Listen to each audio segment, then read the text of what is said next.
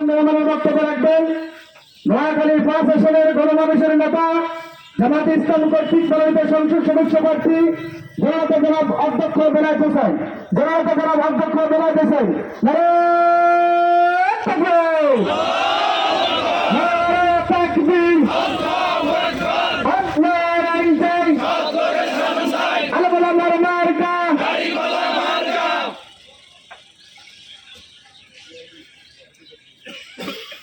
बिस्मिल्लाहिर रहमानिर रहीम।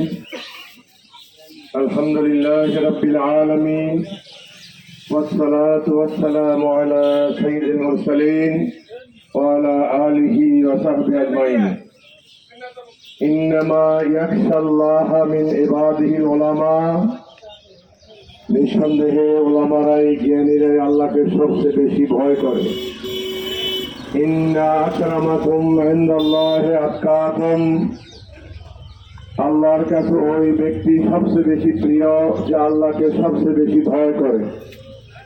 আল্লাহ রাব্বুল আলামিন বলেন, ওয়ালাউ আন্না আহলাল কুরা আমানু ওয়াত্তাকাউ লাফাতাহনা আলাইহিম বারাকাতিন মিনাস সামাওয়াতি ওয়াল আরদ।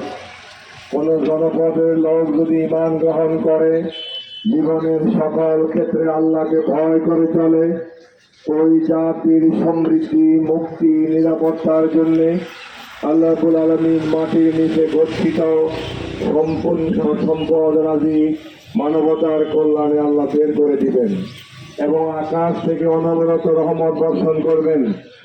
মহান বিজয় দিবসের প্রাক্কালে কবিরহাট উপজেলার সর্বস্তরের ওলামায়ে কেরাম আজকে যে বিজয় র্যালি নিয়ে এদেশের জনগণকে জানান দিয়েছেন, বিগত 54 বছরে অসৎ নেতৃত্বের যাতাকলে এই জাতি সৃষ্ট হয়েছে। আগামী দিনে বাংলাদেশে একটি ন্যায় এবং ইনসাফ ভিত্তিক সমাজ প্রতিষ্ঠার জন্য সর্বস্তরের ওলামায়ে কেরাম আজকে রাজপথে নেমে এসেছে। সুতরাং যখন পানির অভাব থাকে তখন তয়াম্মুম করে নামাজ পড়তে হয়, আর যখন পানি চলে আসে তখন আর তয়াম্মুমের প্রয়োজন নেই। ওলামায়ে কেরাম ঐক্যবদ্ধ, ঠিক কিনা? বিগত 35 আমলে হাজার হাজার ওলামায়ে কেরামকে কারাগারে নিক্ষেপ করা হয়েছিল, রিমান্ডের পর রিমান্ড দেওয়া হয়েছিল, ঠিক কিনা?